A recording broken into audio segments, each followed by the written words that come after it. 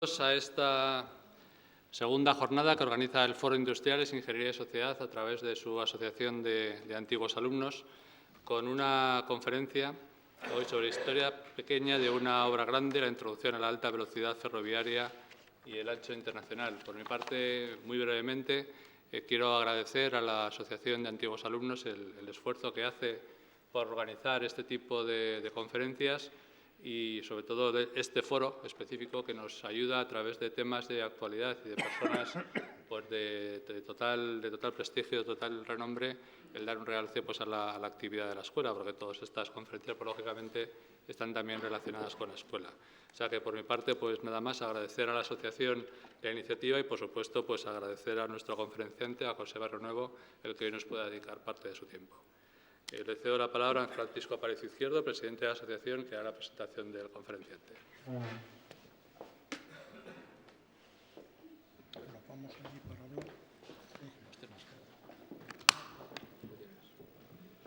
Pues muchas gracias, director, por presidirnos y por esta introducción. Yo me he venido aquí porque tengo una pequeña presentación y entonces pues prefiero hacerla desde aquí.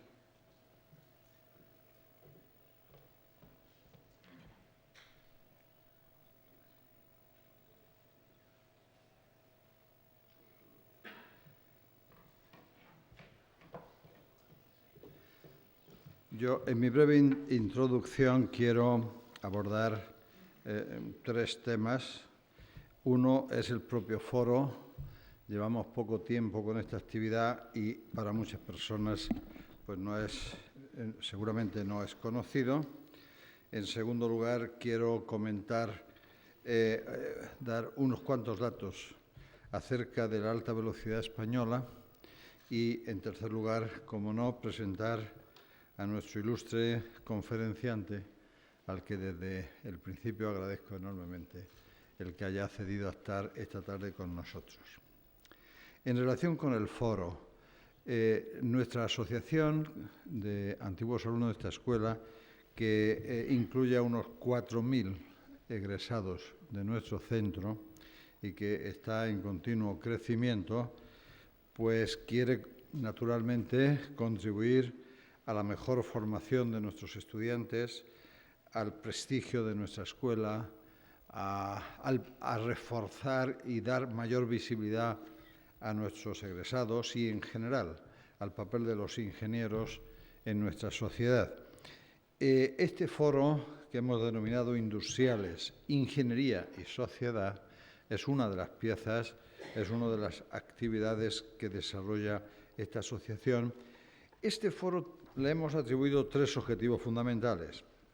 En primer lugar, crear ámbitos de análisis y debate acerca de los diferentes temas de interés para conocer y valorar el papel de la tecnología, el papel de la industria, el papel de la ingeniería y también de los ingenieros en nuestra sociedad.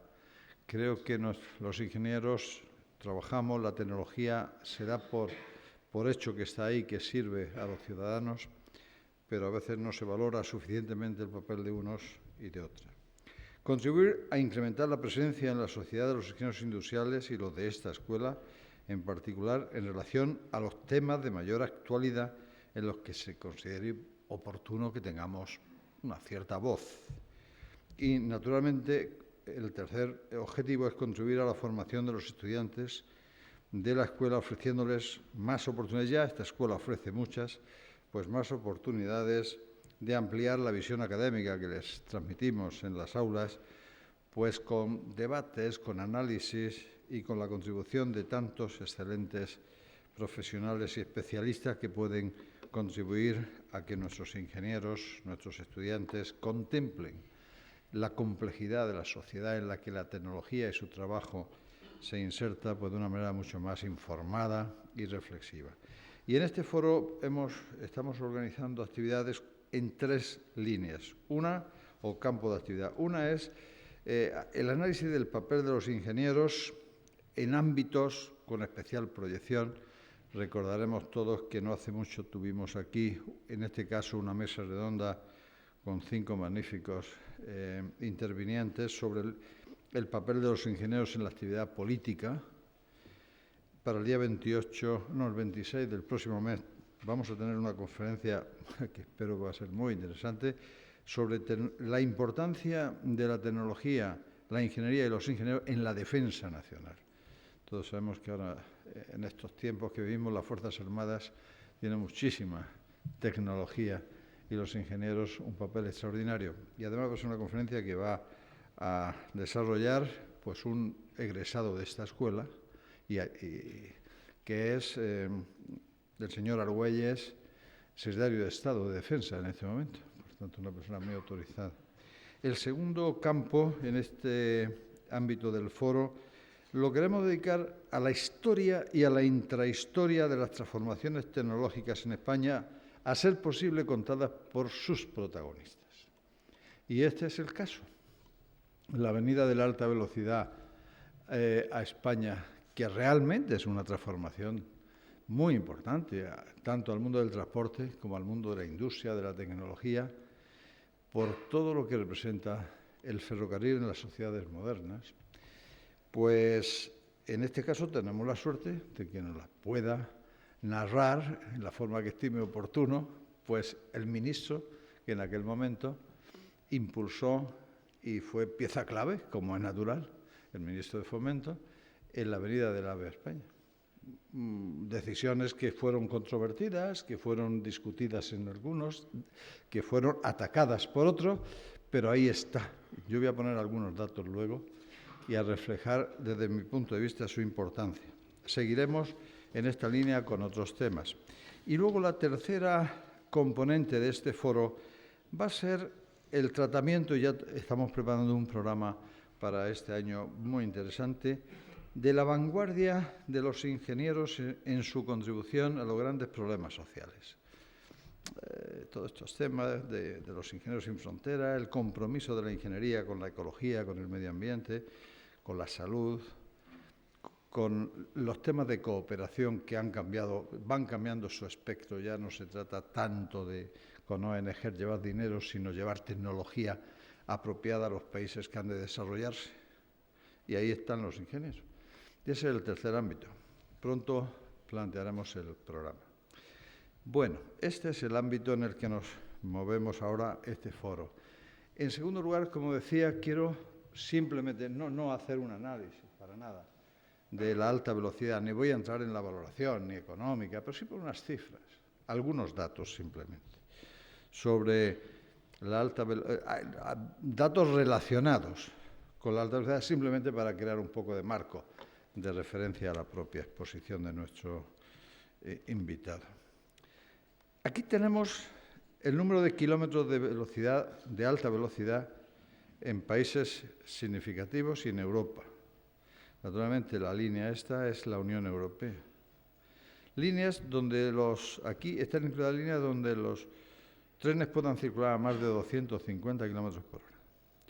Bueno, pues la línea verde es España, que aventaja un poquito en 100 kilómetros al segundo país, que desde luego nos llevaba mucha ventaja, que es Francia. Este es Alemania. Bueno, yo no sé, se puede discutir si somos un país suficientemente rico para permitirnos este lujo, pero lo que no cabe duda es que a mí, desde luego como catedrático de transporte, me parece fantástico.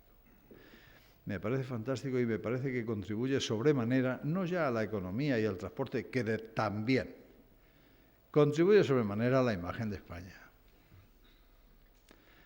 Porque nos lo podemos permitir, bueno, no sé si nos lo hemos, supongo que sí, cuando están ahí, pero lo estamos haciendo muy bien.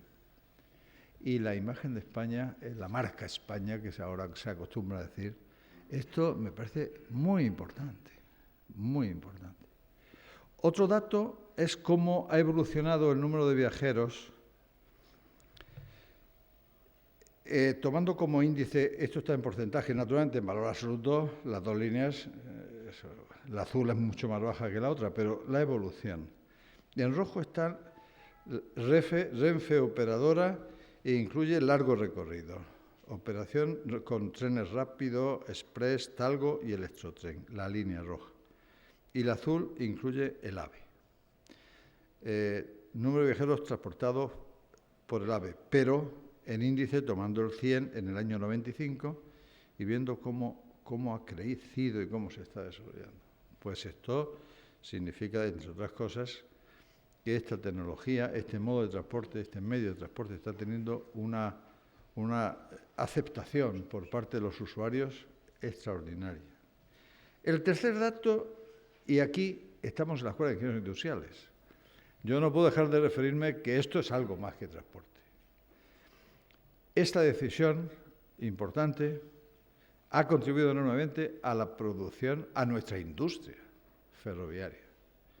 Pues aquí tenemos en miles de euros, en la escala, la producción de material ferroviario desde el año 93, por tanto, prácticamente al inicio de la era de alta velocidad hasta la actualidad. Esto también es un elemento importante que ha traído, o no únicamente, pero que el AVE ha contribuido enormemente. Material ferroviario, no me voy a referir aquí a otros, por ejemplo, todo lo que se refiere a las infraestructuras, a las catenarias, a las vías y a la industria constructora o a las empresas constructoras que están haciendo excelente papel en la construcción ferroviaria también. Esto es solo industria. Fíjese, en el año 93 había 42 empresas de material ferroviario, en el 2007 llegó a 83. Naturalmente, ¿qué había pasado aquí? Pues el AVE. Subió muchísimo. Luego, aquí esto está a partir del 2008, ahí ya no, la crisis y demás. Pero bueno, de todos modos, del 98 al 2012 ha pasado de 46 a 56. Exportaciones de material ferroviario en miles también de euros, ahí están, al multiplicar salen unos cuantos millones. Pues estamos exportando bastante material ferroviario y una parte no pequeña se corresponde, ya empieza a corresponderse con la tecnología de los trenes de alta velocidad. Personas ocupadas también en la fabricación de locomotoras y material ferroviario. La diferencia de color es que ha habido ahí un cambio en la serie por criterios de series. Bueno, pues esto significa que la alta velocidad no es solo el transporte, es su repercusión en la industria, en las exportaciones, en el empleo y en la marca España fuera del propio transporte. Bueno, y dicho esto, solamente como unos datos que creen un marco de referencia, ya paso sí a presentarles a nuestro conferenciante, don José Barrionuevo Peña. Bueno, es casi paisano mío o yo de él, porque él es de Almería, yo soy de Granada pegando a Almería, de manera que somos casi, él es de Berja. Pegando a Granada. Sí, bueno, depende del punto de mira. Alpujarreño, soy alpujarreño. Exactamente. Bueno, desde el punto de vista académico, él es licenciado en Derecho, también en Periodismo, profesor de Derecho del Trabajo en la Universidad de Madrid, inspector técnico del trabajo. Profesionalmente también ha ejercido como abogado en el Ilustre Colegio de Abogados de Madrid, inspector de trabajo en Guipúzcoa y Madrid, subdirector general del Ministerio de Relaciones Laborales del Ministerio de Trabajo y luego en política, pues realmente, como sabemos, jugó un papel junto a Felipe González en sus gobiernos, Ministerio de... No voy a dar toda la lista, pero el Ministerio del Interior desde el 82 al 88 y en el Ministerio de Transporte, Turismo y Comunicaciones, que es realmente pues, la razón por la que tuvo el protagonismo en el tema que hoy nos ocupa, desde julio del 88 al 91, es decir, donde se tomaron esas decisiones. Ha tenido otros cargos como diputado, incluso como concejal. Pero también en su vida técnica y académica como profesor es autor de un centenar de artículos en diversas revistas, periódicos, también en textos científicos en el ámbito laborales. Tiene varios libros publicados y, bueno, pues creo que no necesitaba presentación, pero me he permitido estas breves líneas introductorias. Pues, José, cuando tú quieras. Muchas gracias. Bueno, pues yo corresponderé poniéndome yo también de pie. Me ha señalado el camino. A tu comodidad, como te sientas más cómodo. Yo me he venido aquí. Voy de pie y luego si hay coloquios sí lo hacemos sentado, ¿no? Como ya digo que, como te sientas más cómodo. Muy bien.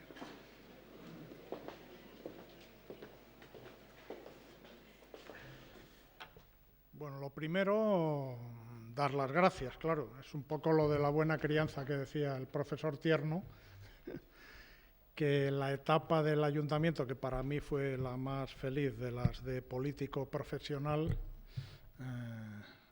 se había pasado por alto y esa para mí fue la más interesante, quizá. Muchas gracias por la invitación, muchas gracias a la escuela, a su director, a la Asociación de Antiguos Alumnos y a su presidente, Francisco Aparicio, amigos, colaboradores que han venido del Ministerio de Transportes conmigo, colaboradores y amigos, y a todos los asistentes. Por supuesto, muchas gracias a todos. Bueno, yo quisiera, tal y como se ha planteado la charla que les voy a dar, es un poco una evocación del pasado. Pero quizá esto es inevitable. No quiero hacer citas pedantescas, pero Borges decía que realmente quizás solo existe el pasado, porque el futuro, por definición, como no ha llegado, no existe. El presente es inaprensible, porque un instante antes es pasado, un instante después ya es futuro, es todavía futuro. Entonces el presente es inaprensible, casi, decía Borges, con una de sus ironías, lo único que existe es el pasado y es a lo que nos podemos aferrar. Creo que se pueden extraer de ello algunas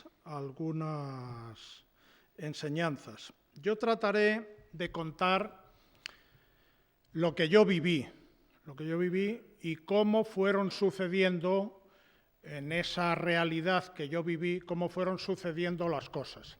Hay otras versiones y pueden ser acertadas o pueden ser complementarias o pueden ser contradictorias, pero yo, insisto, voy a contar lo que yo viví. Creo que es interesante porque junto a lo que ha señalado Aparicio, la introducción de la alta velocidad y lo que llevó aparejada en aquel momento el cambio de ancho de la vía en España fue una pequeña revolución, o quizá no tan pequeña, revolución tecnológica, y supuso un paso adelante muy notable en el transporte en España, en la tecnología y en la industria. Algunos datos se han dado.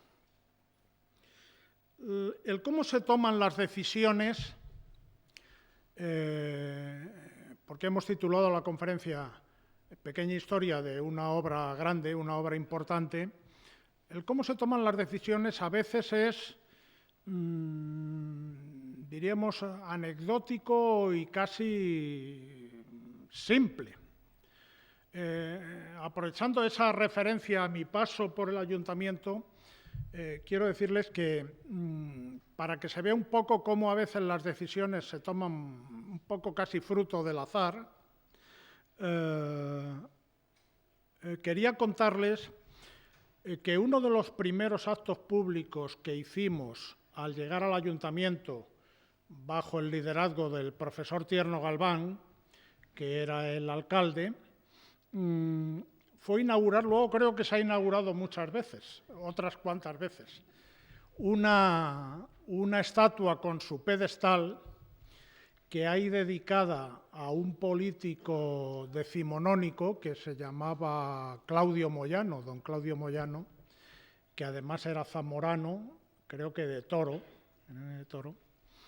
y tiene una estatua y un pedestal, si lo recuerdan, en la glorieta de Atocha, pero ya pegando al Paseo del Prado, muy cerca del Botánico, uno de los sitios más recomendables de Madrid para visitar, al pie de lo que se llama la Cuesta de Moyano, o la Cuesta Moyano, que es donde están las casetas de libros de viejo, ahora ya no tan de viejo, algunas de ellas.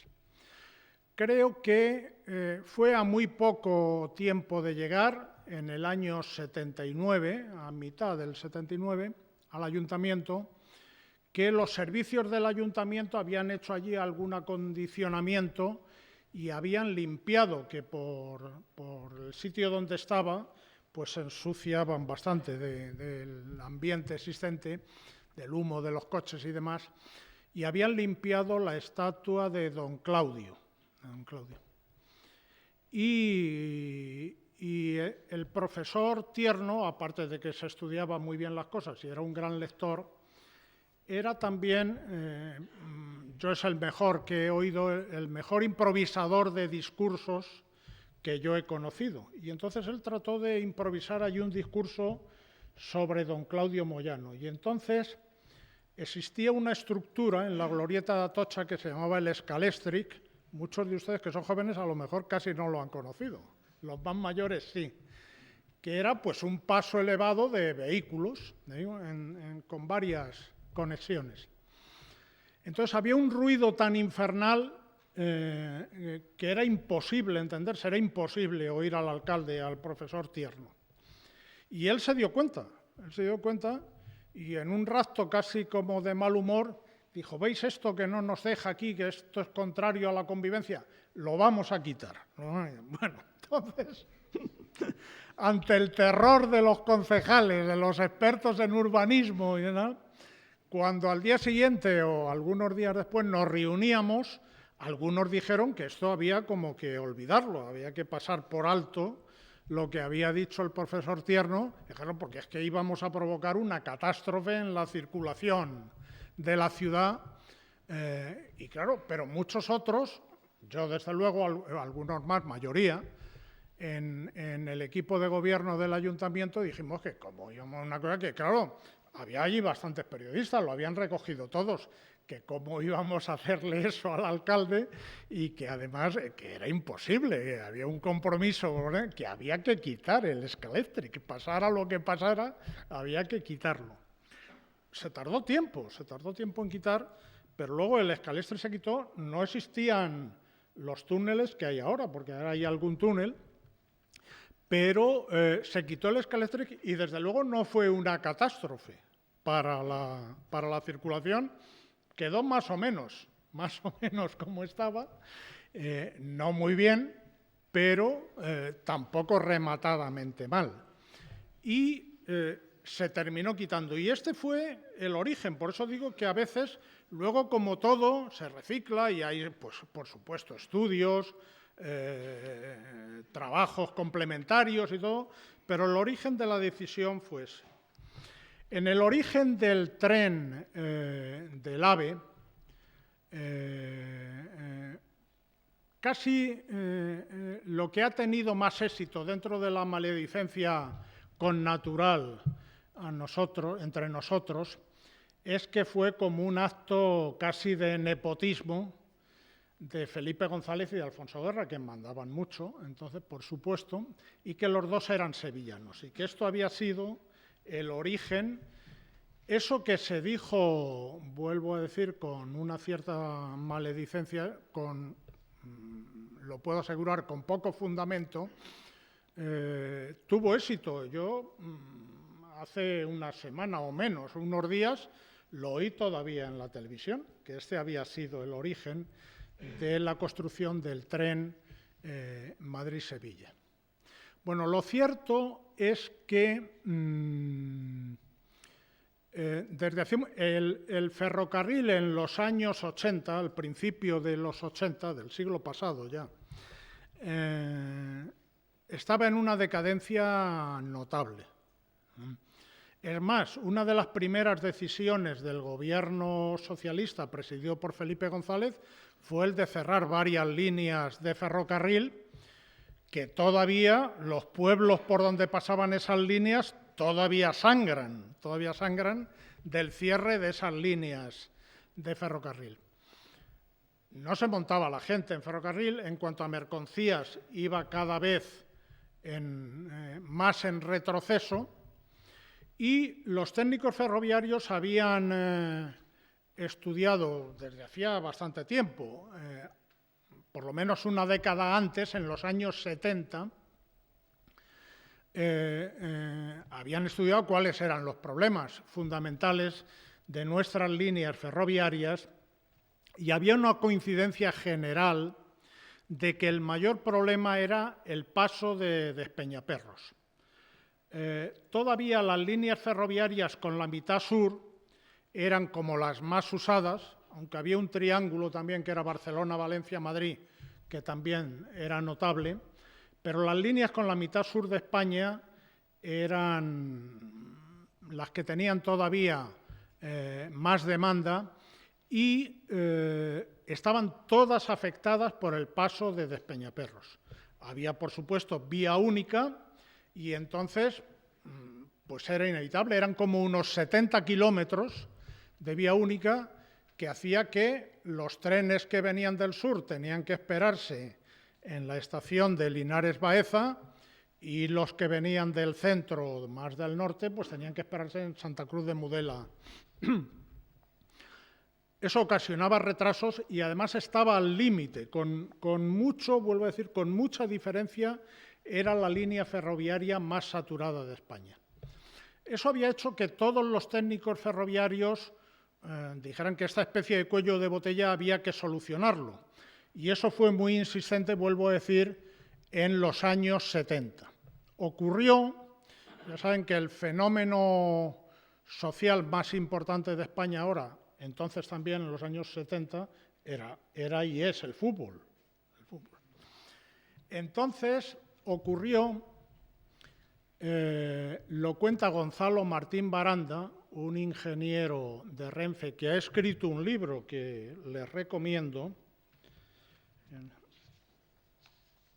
Les recomiendo dos, yo me voy a inspirar en los dos. El de Gonzalo Martín Baranda se llama El AVE Madrid-Sevilla, crónica de una aventura, lo publicó en 2011, y el otro libro que les recomiendo, vuelvo a decir que yo me voy a inspirar en los dos para contarle las historias que les voy a contar, lo ha escrito Pere Macías, que primero lo escribió en catalán, él es catalán, Vía amplamente estreta, y luego ha hecho la traducción al castellano, ha hecho la versión castellana. La versión catalana es de 2011, la versión castellana es de 2013, pero no es solo una traducción, es una ampliación y además ha recogido algunas de las cosas de Gonzalo Martín Baranda para ampliar su información y su versión. Entonces, Gonzalo Martín Baranda cuenta una historia que yo he tratado de investigar. No soy tan bueno con las tecnologías estas informáticas como Aparicio, pero he tratado de conseguir algo. Entonces, Gonzalo Martín Baranda habla de una final de Copa que se juega en Sevilla en los años 70, entre el Sevilla y el Barça, pierde el Barça, y los trenes especiales que habían ido desde Barcelona, luego tenían que ir vía Alcázar de San Juan a coger las vías férreas de Levante hasta Barcelona, pero había que pasar Despeñaperros. Pero entonces, como claro, llegan allí ya de noche, después de jugar el partido, cabreados y con algunas cervezas de más, y entonces el tren está esperando mucho tiempo, los trenes especiales en Linares Baeza, a que pase todo el flujo que venía del centro norte, iba a internar y que les habían dado preferencia, era normal, porque era cuando les tocaba.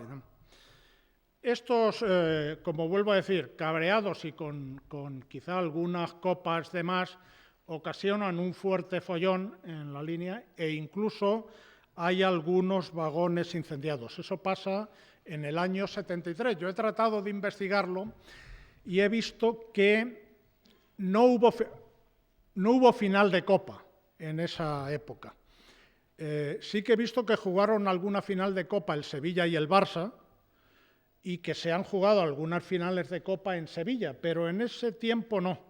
Ni hubo final Sevilla-Barça, ni la final fue en Sevilla. Pero sí que hubo, y es posible que esa fuera hubo un partido de octavos de final de la Copa, entonces del Generalísimo, en Sevilla. Y perdió el Barça 3-1. Y fue en el año 73, es decir, que los datos se aproximan, encaja, puede ser. Eso ocasionó, naturalmente, pues bastante follón. Y entonces, junto a los estudios técnicos que decían que el paso de Despeñaperros había que solucionarlo, pues se unió este pequeño, grande, para el tiempo en que sucedió, gran escándalo, y se activaron las presiones o las indicaciones para que este tema del paso ferroviario de Despeñaperros se arreglara. Esto fue así, continuó hasta más o menos el año 80, en lo que he visto yo en estos dos investigadores.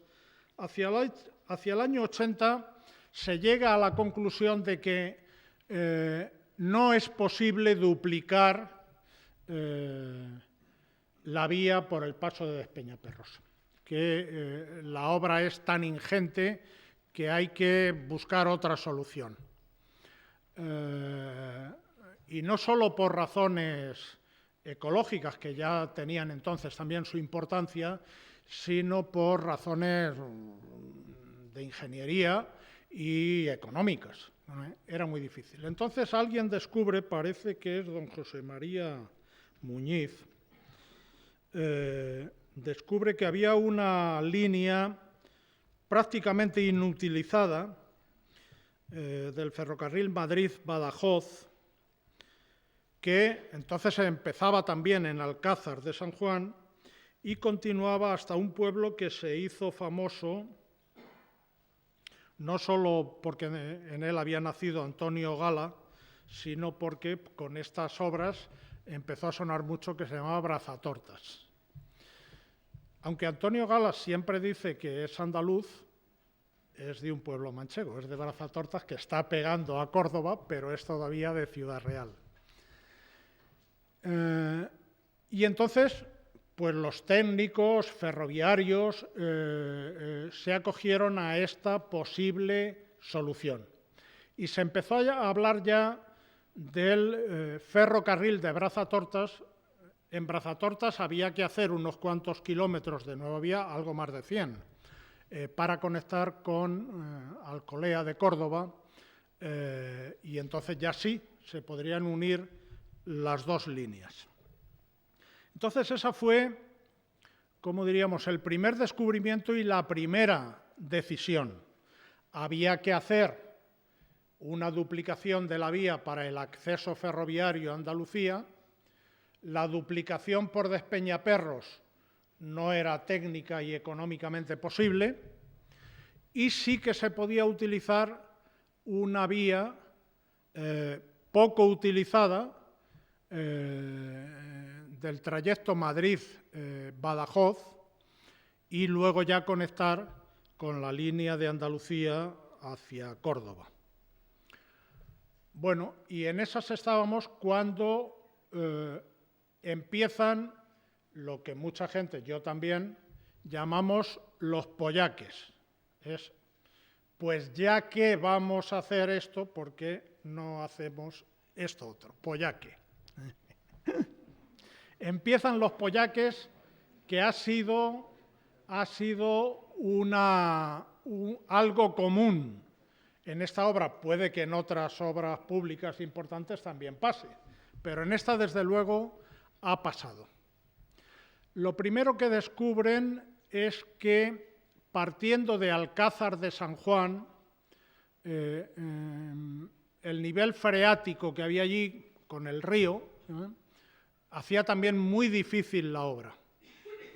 Y entonces, tras los correspondientes estudios, llegan a la conclusión de que hay que llevar ese comienzo del nuevo acceso ferroviario, como se llamó un poco después a Andalucía, hay que llevarlo un poco más hacia occidente, hacia el oeste, empezando en Getafe, y llevarlo de Getafe a Ciudad Real y luego ya sí, luego conectar con este trazado antiguo, construir los 100 y pico kilómetros nuevos desde Brazatortas hacia Córdoba y ya nos encontraríamos con el nuevo acceso ferroviario. Este nuevo acceso ferroviario a Andalucía, como se llamó, donde durante mucho tiempo se incluyó en un plan de transporte ferroviario que tardó luego mucho tiempo en ser aprobado por el Congreso. Pero el Gobierno sí que aprobó como obra urgente y preferente en octubre del 86, aprobó la construcción de la parte nueva, de la parte de Brazatortas hasta las proximidades de Córdoba. Sucedió otro pollaque. En principio, los técnicos planearon que esta vía y lo demás si se podía, pero la que se iba a construir nueva, podría soportar velocidades de 200 kilómetros por hora.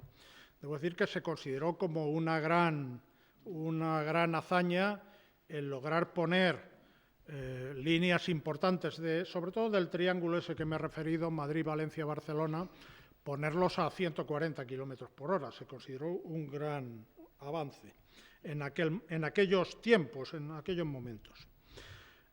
Se proyectó para 200 kilómetros por hora. Entonces se hizo una exposición en Córdoba para anunciar la obra esta. Asistió, eso sí, esa fue una intervención de uno de los dos sevillanos que más mandaban, fue Alfonso Guerra,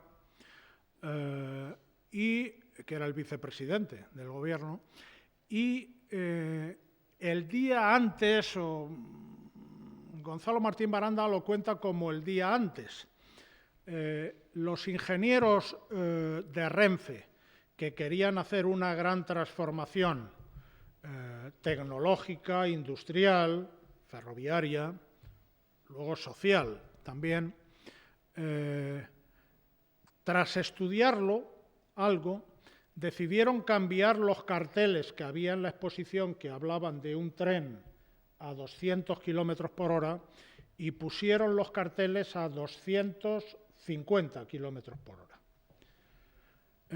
Fue como una especie de golpe de mano, eso no estaba ni aprobado ni había sido discutido, aunque sí había sido estudiado por ellos y eran los que más entendían del momento.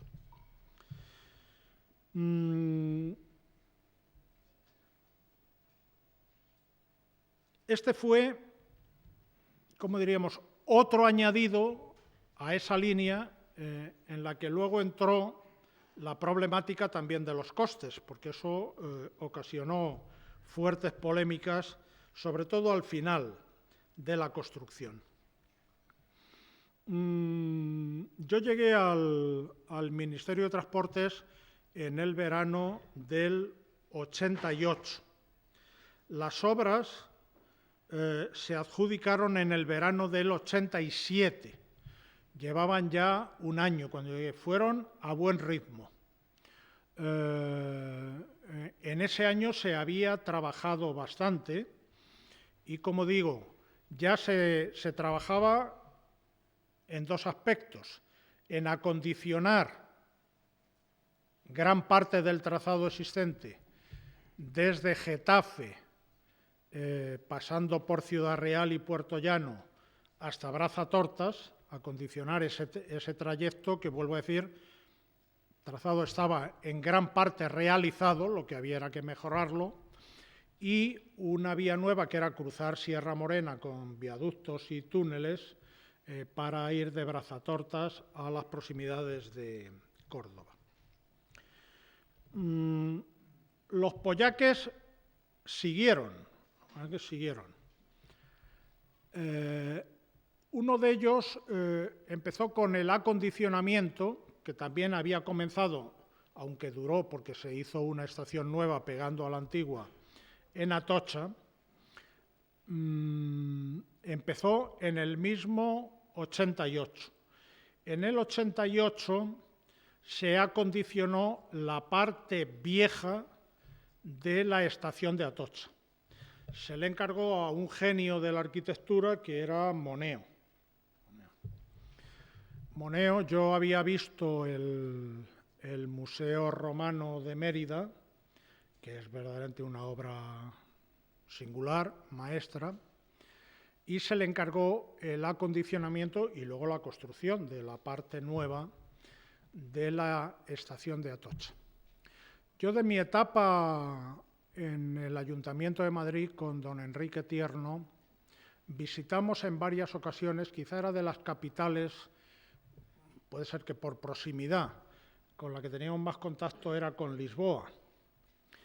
En Lisboa, el Ayuntamiento de Lisboa nos invitaba, siempre que íbamos, yo creo, a un invernadero que ellos llaman estufa fría, un invernadero que hay en la ciudad de Lisboa. A mí me encantaba. Y entonces la verdad es que, como iniciativa muy personal, aunque me busqué aliados, le dije a Moneo que por qué no hacíamos algo parecido en la vieja estación de Atocha. Me busqué un aliado que se llamaba Castroviejo, que era el director del Botánico en aquel momento. Era, ya para mi edad, yo era más joven entonces que ahora, pero ya entonces él era más joven que yo, Castroviejo. Director del Botánico, sitio de Madrid que les sigo recomendando. Y entonces ejercimos bastante presión sobre Moneo para que hiciera una especie de botánico allí en el interior de la vieja estación de Atocha. Moneo, arquitecto insigne, una gloria de la arquitectura, como alguno de mis colaboradores dice, creo que es Martínez Ovejero. Moneo es un arquitecto escurialense, para el que las plantas en una obra, la vegetación en una obra, tiene un efecto nefasto. Tapa las piedras y los ladrillos, no deja ver bien las piedras y los ladrillos, los árboles y la vegetación. Y entonces, costó Dios y ayuda, Moneo consideró que aquello era una ocurrencia del ministro y que se podía salvar poniendo cuatro macetas por ahí. Al final se hizo lo que todos pueden ver. Eso lo he visto después, no lo supe entonces, que lo que se hizo no es la estufa fría de Lisboa. A mí me hubiera gustado que fuera más poblado, pero en fin, siempre hay que buscar las componendas o los acuerdos. Pero sí que he visto que el jardín que hay interior en la estación de Atocha tiene nada menos que 7.200 plantas. Me parece pequeño, pero no es tan pequeño. Pero, en fin, ese fue el modus vivendi con el genio de la arquitectura, señor Moneo, que, repito, yo me rindo ante su inteligencia y su imaginación, que sin duda las tiene, pero no es muy partidario de la vegetación, vuelvo a decir, en las obras de arquitectura. Bueno, llegamos con esto a finales del 88, donde creo, sinceramente, que se tomó una decisión fundamental para nuestro país y para nuestra industria, incluso para nuestra convivencia. La decisión de diciembre del 88 fue un acuerdo del Consejo de Ministros, que si encuentro se la leo, creo que lo encontraré, le leo lo más breve. El acuerdo, había naturalmente unos antecedentes para ilustrar el acuerdo, pero el acuerdo tenía solo 3 puntos y el punto primero era aprobar la introducción del ancho de vía internacional en las líneas de nueva construcción para alta velocidad, 1.435 milímetros. Segundo, considerar prioritaria la construcción de nuevas líneas para alta velocidad y, por lo tanto, en ancho internacional en los corredores Madrid-Córdoba-Sevilla y Madrid-Zaragoza-Barcelona, frontera francesa. Y tercero, encargar a Renfe la elaboración de un informe de conversión de líneas a ancho internacional en el horizonte del PTF. Dicho informe deberá ser remitido al Gobierno en el plazo de 6 meses. Bueno, esto también fue, como pasa muchas veces en política, ¿no?, fue el fruto de una transacción. Había una cierta presión de los técnicos, de los colegios de ingenieros prácticamente unánimes de todas las ramas, querían introducir el ancho internacional. Una parte de los sectores políticos también. Pere Macías, su libro está muy orientado hacia esa faceta, destacar el papel de personalidades de Cataluña en esa decisión. Todo lo que dice, por lo menos en lo que a mí se refiere, Pere Macías, es cierto.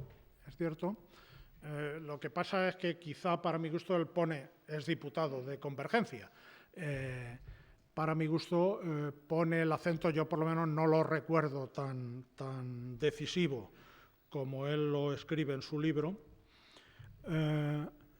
pero en términos económicos el asunto era muy controvertido. Y frente a lo que dicen de esta especie de nepotismo por parte de Felipe González, no fue así. Estuvo a punto de no aprobarse esta decisión. ¿Y por qué? Porque, como diríamos, el sector económico del Gobierno era rotundamente opuesto. Pensaban, con algún fundamento, que el coste iba a ser alto y que además iba a ocasionar una especie de caos en el sistema ferroviario español, el cambio de ancho. Para mí fue decisivo el pensar, bueno, hay antecedentes históricos como los Estados Unidos. Estados Unidos unifica los anchos después de la Guerra Civil Americana, después de la Guerra de Secesión, y toman una decisión siguiendo los presidentes posteriores a Lincoln de unificar los anchos ferroviarios en Estados Unidos. Pero bueno, Estados Unidos es casi un continente. Pero para mí era más decisivo el ejemplo japonés. Japón, como todo el mundo sabe, son islas, están muy separadas del continente, no hay enlace posible fijo con el continente. Incluso entonces, cuando tomaron aquella decisión de construir el tren bala, que se llamaba así, Tokio-Osaka, no todas las islas importantes de Japón estaban conectadas. Ahora sí, ahora todas las islas de Japón están conectadas entre sí o por túneles o por puentes, pero entonces tampoco. Y siendo una isla, o una serie de islas, mejor, Japón toma la decisión de los trenes veloces, los que ellos llaman bala, que es la alta velocidad, los iban a construir con el ancho internacional. Ellos no tenían que conectar con nadie y se tomaron esa decisión. Para mí sí que era eso bastante decisorio. Pero chocábamos, como digo, con ese aspecto que los responsables del área económica del gobierno de entonces no consideraban en absoluto. Felipe González ha repetido en muchas ocasiones que él en estos aspectos económicos se guiaba por un consejo que le había dado Olof Palme, el primer ministro sueco que fue asesinado. Olof Palme le había dicho que los demás ministros, pues que nombrara a quien le pareciera bien, pero que en economía o en Hacienda nombrara a alguien que fuera de su confianza y en las peleas que tuviera, que las iba a tener con los demás ministerios, le diera siempre la razón al ministro de Economía o de Hacienda. Porque los demás ministros tienden a gastar, claro, para quedar mejor, hacer sus proyectos, y el ministro de Hacienda tiene que decir la realidad siempre, no hay un duro. No hay un duro. Entonces esto fue bastante difícil. Tuvimos una conjunción de astros favorable, y es que dos pesos pesados del gobierno que normalmente estaban en desacuerdo, que eran el vicepresidente entonces, Alfonso Guerra, y el ministro de Defensa, Narcís Serra, en esto estuvieron de acuerdo. En esto estaban de acuerdo. Y yo no me resisto a contarles una anécdota de la última conversación que tuve con Felipe González antes de ya tomarse la decisión final. Yo soy, como ha dicho Aparicio, de un pueblo no muy pequeño. Cuando yo nací era el más importante, era el más grande de esa zona, de la Baja Alpujarra almeriense, que se llama Berja.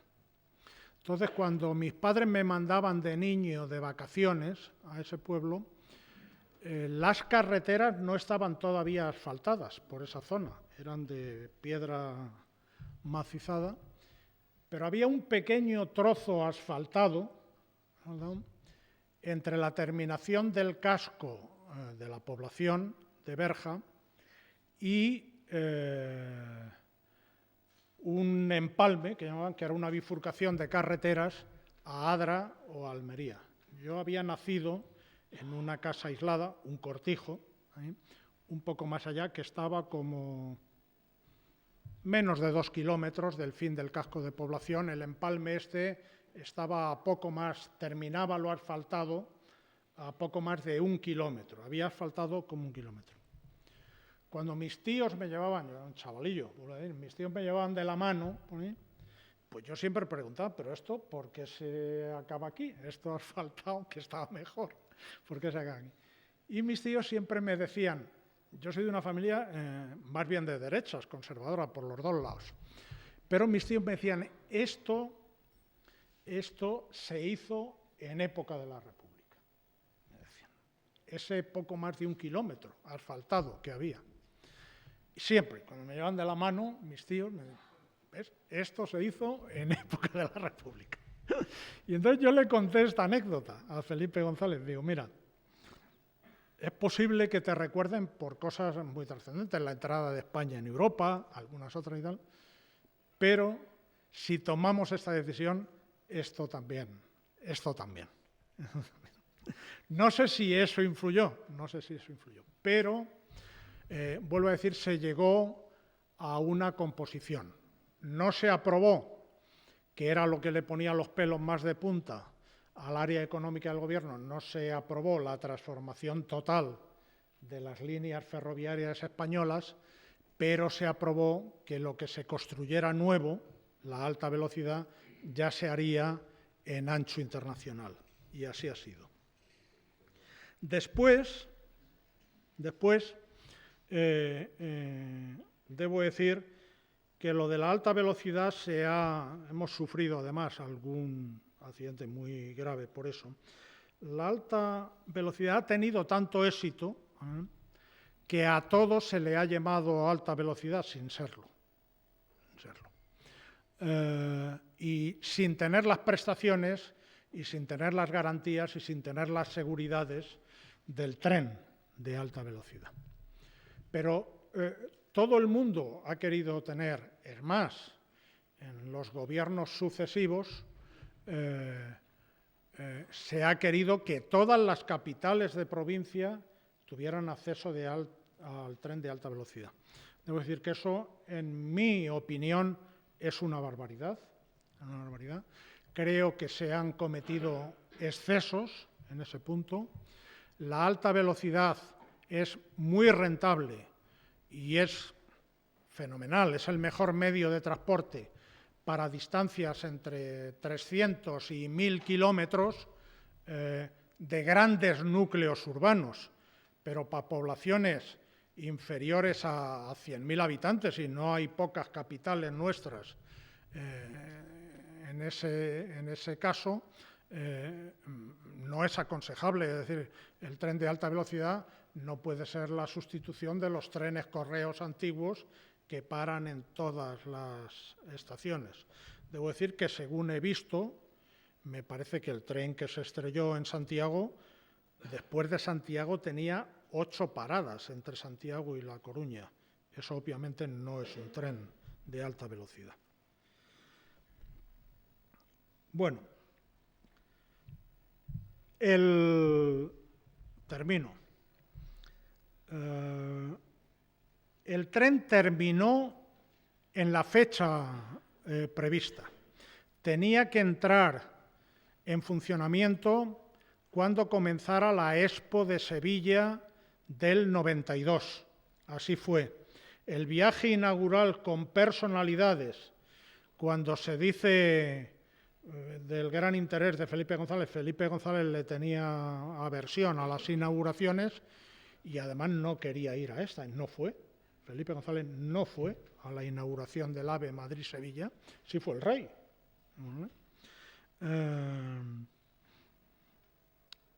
El viaje inaugural fue un 14 de abril. La puesta en explotación comercial fue una semana después, el 21 de abril. El 21 de abril salió un tren de la estación de Santa Justa y otro de Atocha, se cruzaron en el medio, no sé dónde, pero se cruzaron, y desde entonces el tren de alta velocidad funciona.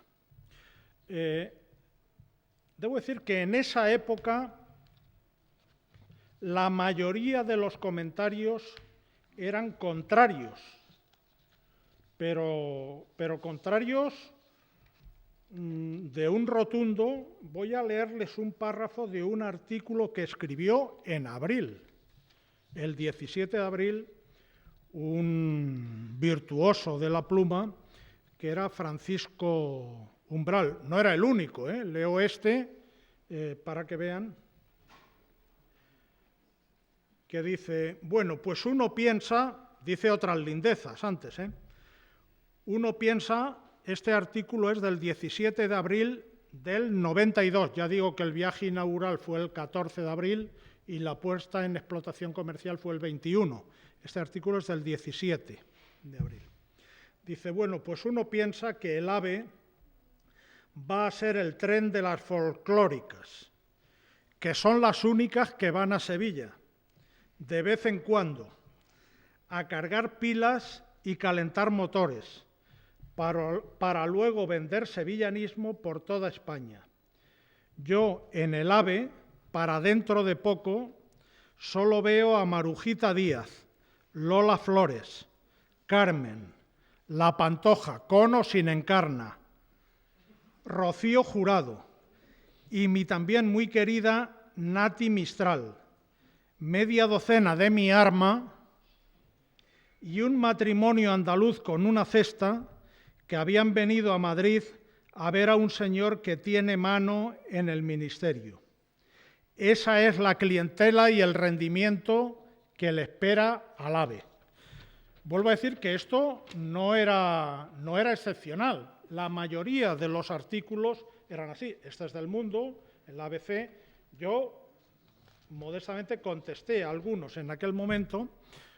El País, al día siguiente de terminar la Expo de Sevilla, mandó a un redactor para que confirmara la predicción del periódico de que una vez terminada la Feria de Sevilla, el AVE iba a ir vacío.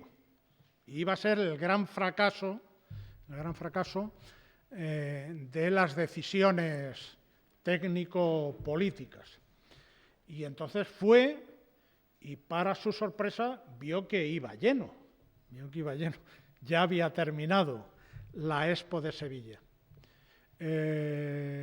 Hay que decir que un año después el AVE empezó a circular el 21 de abril del 92 con seis salidas en cada dirección. Antes de que cumpliera el año había 9, ahora hay como 20, me parece. Ha sido el mayor éxito ferroviario de la historia de España, el Madrid-Sevilla, lo sigue siendo. Es decir, si nos guiáramos por un criterio puramente economicista, la línea ferroviaria más rentable de España es la Madrid-Sevilla del AVE, por encima todavía de la Madrid-Barcelona, todavía, por encima de los metros y por encima de los trenes de cercanías, la más rentable de España.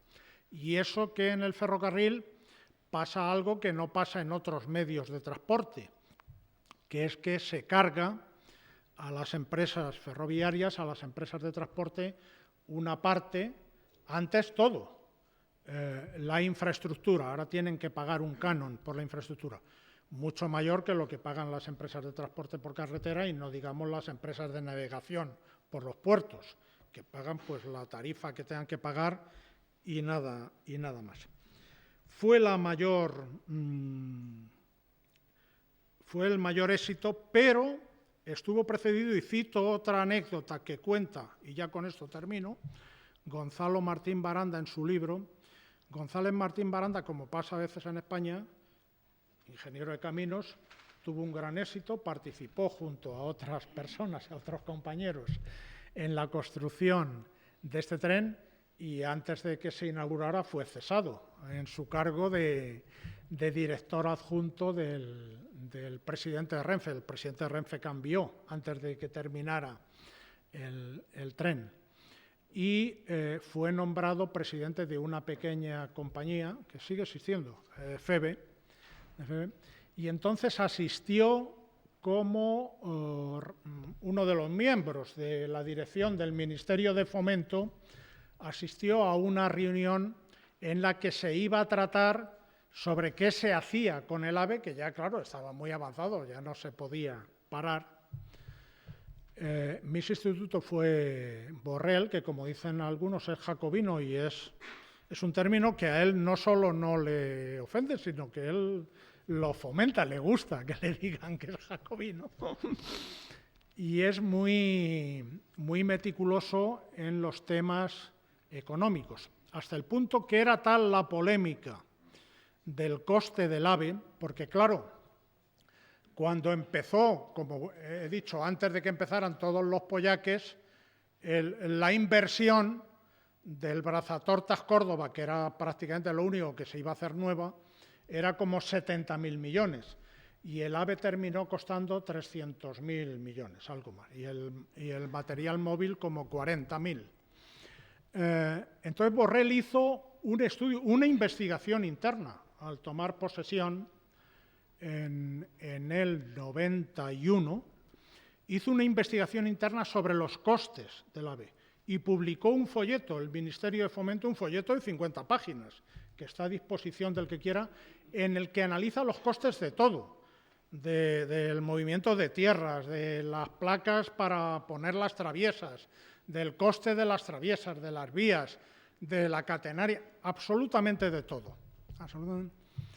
Y publicó ese folleto y llegó a la conclusión de que el AVE Madrid-Sevilla era, de las 7 líneas que había en aquel momento en funcionamiento en el mundo, era el segundo más barato. Cuando se compara con el Madrid-Barcelona en pesetas constantes, por kilómetro el AVE Madrid-Sevilla costó la mitad, algo menos de la mitad en pesetas constantes. Yo sigo eso haciendo el cálculo en pesetas constantes, la mitad por kilómetro que el Madrid-Barcelona. Bueno, pues en esa reunión del Comité de Dirección del Ministerio de Fomento, los altos cargos que rodean al ministro le previenen al ministro sobre dos cosas en cuanto al AVE. Uno, que no se comprometa con la fecha de inauguración, que no se sabe, no hay seguridad total, las obras públicas en España no se sabe. Y dos, que no se comprometa con la velocidad de 250. Entonces Gonzalo Martín Barante cuenta, dice, yo era ya un don nadie en esto, pero claro, era su vida, era su vida, su obra. Intervino y él dijo que las dos cosas se iban a realizar, que la obra iba a estar en fecha y que además los trenes iban a poder ir a 250 kilómetros y más, ahora van a más. Y le dijeron que cómo estaba tan seguro y dijo, porque lo he hecho y conozco a la gente que lo está haciendo. Esto es un poco el final. Siempre hay, esto no lo digo en términos peyorativos, hacen falta, siempre hay bachilleres, curas y barberos que tratan de llevar a lo que consideran que es la realidad y lo práctico frente a lo ilusorio o lo imaginativo.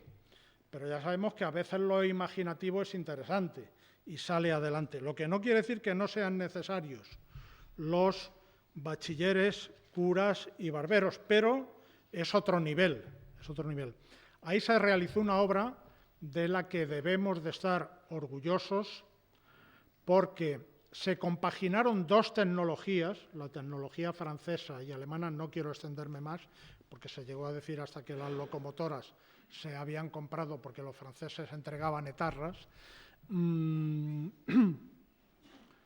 Se compaginaron dos tecnologías, el material móvil era francés, era de tecnología francesa, y el material de seguridad, las líneas eléctricas, la señalización era alemana. Esa compaginación fue la aportación tecnológica española, ahora lo quieren muchos, digamos, copiar o utilizar la aportación española en los concursos que se ganan, un poco es esa. Como ha señalado Aparicio, en los concursos, en el convenio con Francia, se acordó que una parte creciente de la construcción de los trenes se hiciera en España, lo que hizo que se salvaran las empresas ferroviarias que estaban prácticamente en crisis, la Maquinista Terrestre y Marítima, la CAF de Beasain y Talgo, incluso Talgo, y nuestras empresas, nuestros profesionales, ingenieros y otros técnicos, y nuestros trabajadores demostraron que se podía hacer una gran obra con toda la tecnología y la mano de obra española a tiempo, más barata, más apenas hubo accidentes en la construcción de esa vía ferroviaria. No les canso más. Muchas gracias por su atención.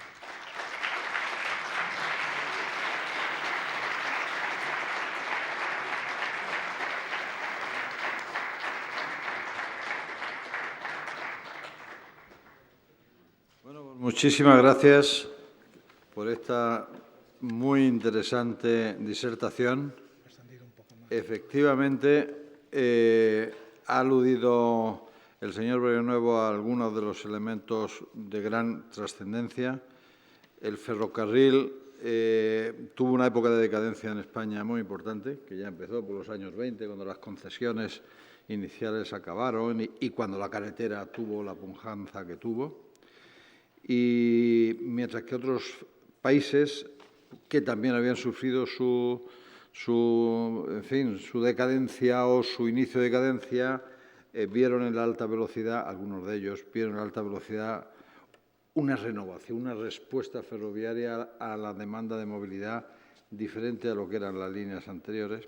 Un problema muy importante del ancho de vía español, nunca se supo bien las teorías de si se adoptó un ancho distinto al resto de los países europeos por razones estratégicas, por razones orográficas o por otras. La verdad es que esa es una polémica que los estudiosos pues, no han llegado a ponerse de acuerdo, pero que nos había aislado. Fue una decisión muy valiente, muy importante y todo ello, las dos decisiones fundamentales, el ancho de vía y la alta velocidad, como decía yo al principio, han puesto a España en el mapa ferroviario de una manera importantísima. Y hay que destacar un hecho más, y es que en aquel momento todavía no estaba tan aflorada la importancia del ferrocarril también desde el punto de vista energético y medioambiental, que ha ido ganando. Justamente ahora tenemos en España la asignatura pendiente de las mercancías, de ir también, y harán falta algunas decisiones también valientes para abordar el tema de las mercancías, porque el aspecto, como digo, energético y medioambiental ya pues revaloriza mucho más aquella decisión que fue trascendente en la historia ferroviaria de España y el ferrocarril es importante para la historia de cualquier país. De manera que yo creo que fue una decisión muy importante y tener aquí a un protagonista también de gran importancia, valga la repetición del término, en aquellos momentos, pues para nosotros ha sido un honor. De todas formas, Aparicio, es verdad, como dices, no se sabe bien por qué se adoptó el ancho ferroviario que había en España, que como saben es más ancho que el internacional. No se sabe bien. La teoría esa de tratar de ponerle dificultades a un posible invasor militar no tiene fundamento. España ha sufrido muchas invasiones sin que hubiera ferrocarril. Es decir, que una bomba lo arregla. Claro, eso no tiene fundamento. Pero debo de decir que no es la única barrera existente. Yo, que no soy ingeniero, me gustaría, pero no es la única barrera existente, Aparicio. Estando allí descubrí que hay muchas otras para el ferrocarril y para más cosas. Los Pirineos siguen siendo una barrera importante en todos los sentidos, para que se vea ahora que hay estos problemas de Ucrania con lo de nosotros recibimos el gas del sur, y ese gas que recibimos nosotros no entra en Europa porque no hay conexión por los Pirineos y tal, pero hay muchas otras barreras, por ejemplo, la tensión eléctrica, la catenaria, las alturas y la dimensión de la catenaria, la señalización, los sistemas de seguridad, de bloqueo, el gálibo de los túneles. El gálibo de los túneles es distinto en España, en Francia y en Alemania. Es decir, que aunque la barrera del ancho de vía era como la más visible y quizá la que más fundaba esa idea del relativo aislamiento de España respecto al resto de Europa, sigue habiendo algunas barreras que tienen, como todas, sus dificultades. Todas son superables, pero hay algunas otras barreras todavía. Bien, pues vamos a dar lectura. Javier va a dar lectura a las preguntas que van a procurar que no haya repeticiones que ha considerado para nuestro invitado. Vale. La primera pregunta sería: ¿ha supuesto la excesiva promoción de la alta velocidad ferroviaria por parte de los sucesivos gobiernos un perjuicio para el progreso del sector del transporte aéreo? ¿Son compatibles ambos sectores en España? Bueno, lo que pasa es que todo, por supuesto que perjudica a los vuelos que compiten con las distancias donde el ferrocarril es rentable y es, valga la repetición, competitivo, ¿no? Para la larga distancia, obviamente no, porque el ferrocarril eso no puede llegar. Pero para distancias hasta 1000 kilómetros, punto a punto, el ferrocarril es muy competitivo. Debo decir, por ejemplo, también que cuando yo hablaba con los ingenieros que intervenían en todo esto y se hacían números sobre el porcentaje de utilización del ferrocarril posible, siempre hablo del Madrid-Sevilla, se hacían números y entonces se calculaban, había algunos cálculos que parecían bastante exactos, es decir, toda la gente que usa el ferrocarril convencional como lo vamos a eliminar, pues naturalmente se tiene que pasar a este. Una parte, pero muy modesta, de los que utilizan el avión se pasarán al ferrocarril. Una parte de los que van por carretera, por autobús o en coche privado, también se pasarán a este nuevo ferrocarril. Entonces, yo siempre les decía, pero ¿cómo podéis medir la demanda de una oferta que no existe? Porque, claro, eso que decís, bien, parece razonable, pero no es todo. Efectivamente, no fue todo lo que pasó.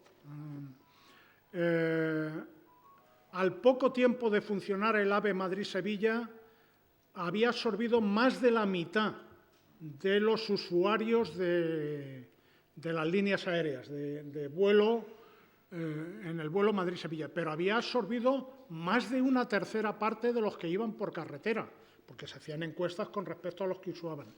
Y lo que era absolutamente inesperado, se generaron muchos viajes que no existían. ¿Quién iba a pensar hasta entonces que había gente que se iba a dar una vuelta por Sevilla y volvía a dormir a su casa en Madrid y viceversa? Quien venía a un espectáculo artístico o a un museo a Madrid desde Sevilla y volvía a dormir a su casa. Eso era impensable. Es decir, se generaron un porcentaje enorme de nuevos viajes que no existían. Y sí, es verdad, compite con el avión, pero es que el avión, como todo, tiene que también transformarse. Es decir, en larga distancia el avión es imbatible, en media distancia, pues cada uno busca su comodidad. Y si, como parece, vuelvo a decir, en distancias inferiores a 1000 kilómetros, el tren es más agradable y es prácticamente tan rápido en tiempo como el avión, pues es lógico que... Y está pasando, claro, por eso dicen, en las líneas aéreas españolas, cuando decían también un poco lo del ferrocarril, España en términos europeos es un país grande. Después de Francia es el más grande de la Comunidad Europea. A pesar de eso, entre núcleos de población importantes, los más importantes son Madrid y Barcelona, pues hay eso, 600 kilómetros, ¿no? No hay distancia para que el avión, dentro de líneas españolas, para que el avión pueda competir con las líneas de alta velocidad donde existan líneas de alta velocidad, pero siempre hay que buscar lo más cómodo y lo más confortable, ¿no? Muy bien.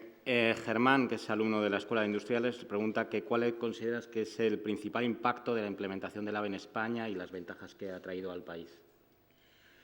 Bueno, yo creo, ya lo digo, ha generado, en términos industriales, que quizá para la Escuela de Ingenieros Industriales es un aspecto interesante, en términos industriales lo ha señalado el presidente de la asociación y profesor vuestro Aparicio, reanimó la industria ferroviaria española. Es decir, la industria ferroviaria española ahora es importante y estaba al borde de la quiebra cuando llega el AVE. La Maquinista Terrestre y Marítima y la CAF de Beasain y Talgo.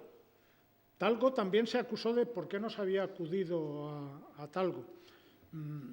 Se olvidó que los trenes Talgo son magníficos, pero nosotros en España no tenemos locomotoras, no tenemos máquinas de tracción, son todas de tecnología extranjera. Es decir, los trenes Talgo, que son magníficos, tienen que ser arrastrados por una locomotora Siemens, porque no hay locomotoras propias.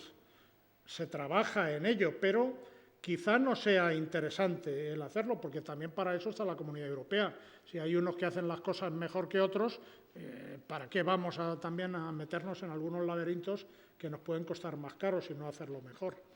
En cuanto a la industria, eso. En cuanto a la transformación del transporte, es evidente, el éxito ha sido fundamental.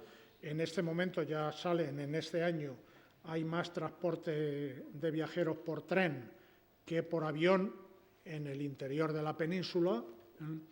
y ha habido hasta una transformación social, no tanto como a mí me hubiera gustado. Recuerdo una persona que fue muy amiga mía y que me impulsó, Jordi Soler Tura, un diputado catalán de Barcelona, que era muy partidario porque decía que colocar Madrid y Barcelona a menos de 3 horas por tierra era una revolución para nosotros.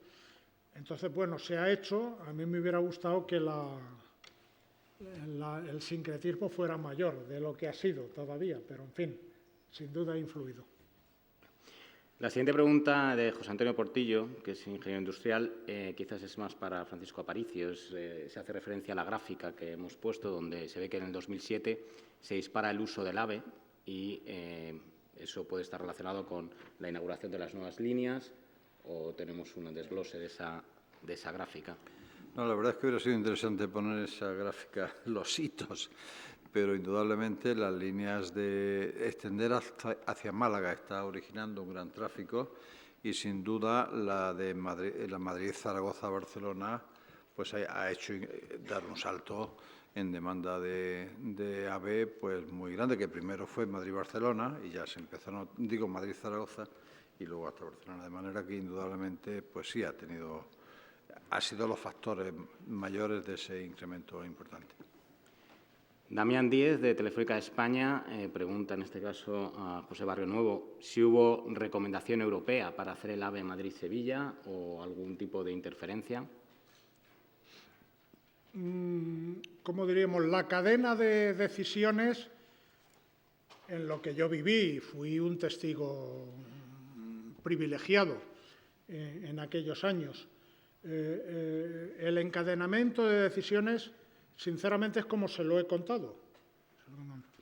Naturalmente, que todos los países estaban muy interesados en que compráramos su tecnología. Y entonces Francia estaba muy interesada, obviamente. La decisión por el tren francés de Alstom estuvo motivada fundamentalmente porque en ese momento la única línea comercial explotada con experiencia era la línea francesa París-Lyon. Los alemanes estaban a punto de poner un tren en funcionamiento, no recuerdo entre qué ciudades, y los italianos presumían de que ellos iban a poner uno, pero realmente ni siquiera en estos momentos todavía lo tienen. La única línea en explotación comercial y con experiencia y que había resultado un éxito era la París-Lyon, entonces. Por supuesto que querían vendernos su tecnología, influyeron todo lo que pudieron, pero la razón fundamental para acudir a ello fue esta. Y luego, sin embargo, como he dicho, la tecnología de la infraestructura fue más bien alemana, sobre todo en materia de señalización, de seguridad, de electrificación, y luego, además, compramos, fue simultáneo, no era, se achacó ese coste al AVE también, pero porque fue un contrato simultáneo, porque compramos junto a los trenes AVE 75 locomotoras Siemens. Fue simultáneo, pero no era el AVE, eran locomotoras para mejorar las demás líneas ferroviarias españolas. Bien, Javier Andrés Antón, de Telefónica Internacional, pregunta que cuál es el futuro a largo plazo, después de salir de la crisis, que cree que tendrá el tren de alta velocidad. Bueno, yo hecho de pasada no me gusta mucho criticar porque sé que cada uno pues tiene sus circunstancias. Yo creo que se ha cometido un cierto exceso. Yo creo que en la península había que hacer el que se ha hecho. Estaba claro el paso por Zaragoza. Más discutible es que tuviera que pasar por Lérida y por Tarragona. Pero, en fin, el Madrid-Zaragoza-Barcelona era clarísimamente la línea que había que hacer. Los demás para mí son discutibles, todos los demás son discutibles. Y yo, sin embargo, creo que habría que ayudar para hacer algo un poco para estructurar digamos, el conjunto de la península, yo creo que el que habría que hacer era el Madrid-Lisboa, que no se ha cometido. Para mí, habría que poner empeño, vuelvo a decir, por razones económicas, sociales, políticas, industriales, había que hacer el Madrid-Lisboa. Pero yo, aparte de eso, pararía un poco a ver cómo evolucionan las cosas. Bien, Francisco González, de la Escuela de Ingenieros de Caminos, pregunta si, no solo a nivel de España, sino a nivel de toda la Unión Europea, en qué manera considera que hay impacto al transporte de mercancías al tener prioridad el transporte de pasajeros en alta velocidad, en contraste con lo que sucede en Estados Unidos, en el que hay un excelente sistema de transporte de mercancías ferroviarias. Bueno, el transporte de mercancías, por supuesto, se hace, en algún momento se pensó que podía ir por las vías del AVE, pero la verdad es que no compensa, porque realmente yo no sé muy bien en este momento cuáles son los transportes de mercancías más importantes en términos ferroviarios. Pero, por ejemplo, yo veo que se transportan bastantes coches, automóviles. ¿Realmente es necesario que los automóviles vayan de Madrid a Sevilla en 2 horas y media? ¿No? Es decir, es un tren concebido para pasajeros. Los transportes de mercancías, si van a menos... Mira, yo soy de una tierra que me da un poco rabia cuando se hace una visión global andaluza y se habla, por ejemplo, de la agricultura subvencionada.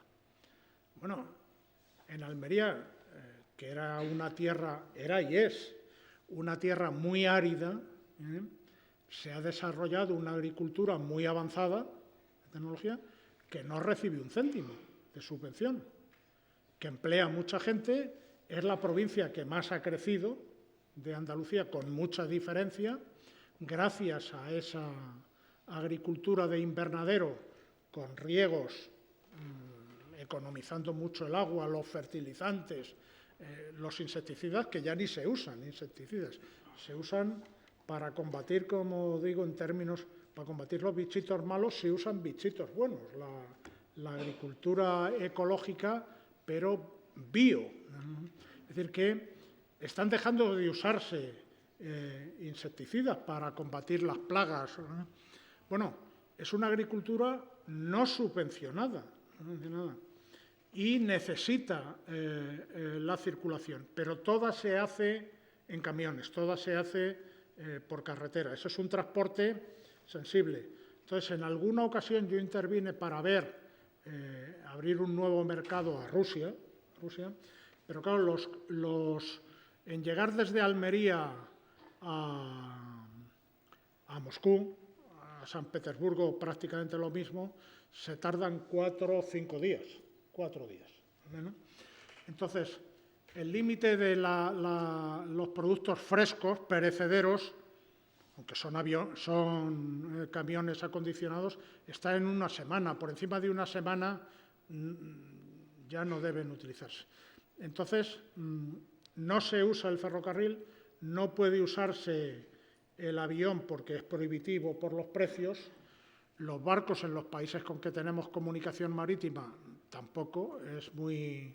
Además, alguien me dijo, nunca usaremos los barcos para transformar, me dijo un agricultor. ¿Saben por qué? Porque los camiones llegan al puerto, entonces, paradójicamente, el que llega el primero va a ser el último que se va a descargar, porque entra en la bodega del barco y todos los demás que van llegando, claro, dejan ese camión el más alejado luego para salir. Entonces dice, no compensa. Entonces, el transporte marítimo no se puede usar, que por cierto es el más importante de España, el transporte marítimo, es el que transporta más toneladas. No se puede usar, solo se usan los camiones para los productos perecederos, camiones acondicionados, claro, y el ferrocarril no se puede usar. Bueno, la última pregunta y cerramos, yo creo, el debate, ¿no? En el caso hipotético, la pregunta lo hace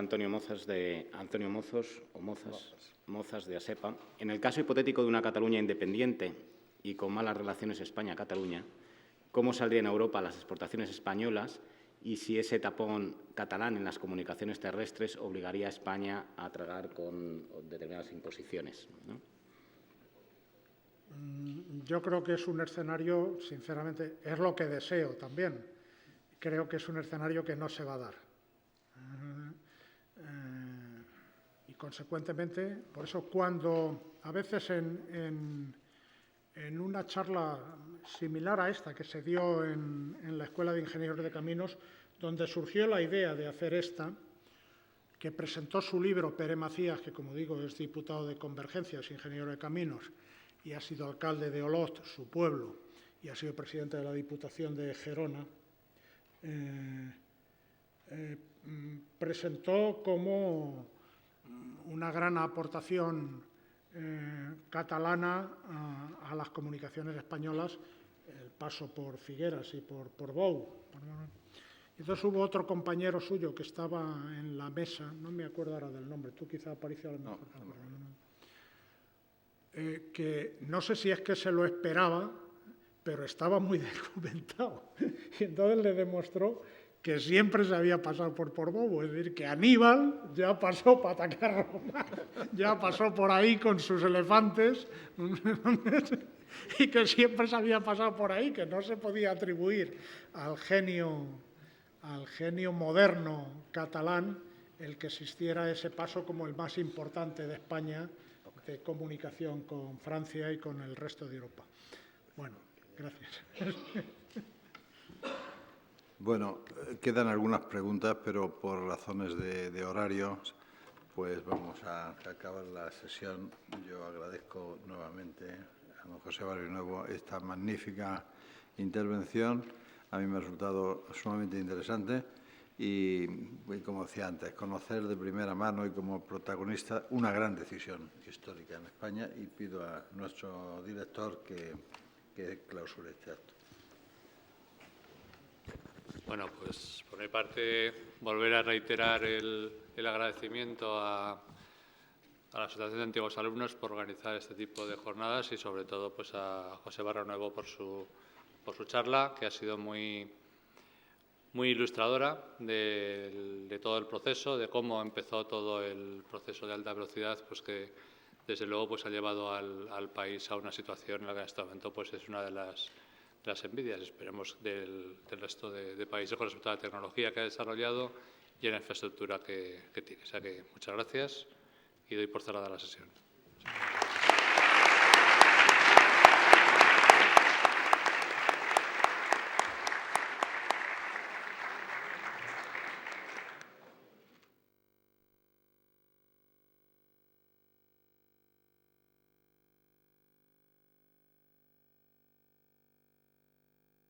Que todos conocen que tenemos ahora una degustación de vino de una de las bodegas importantes de este país.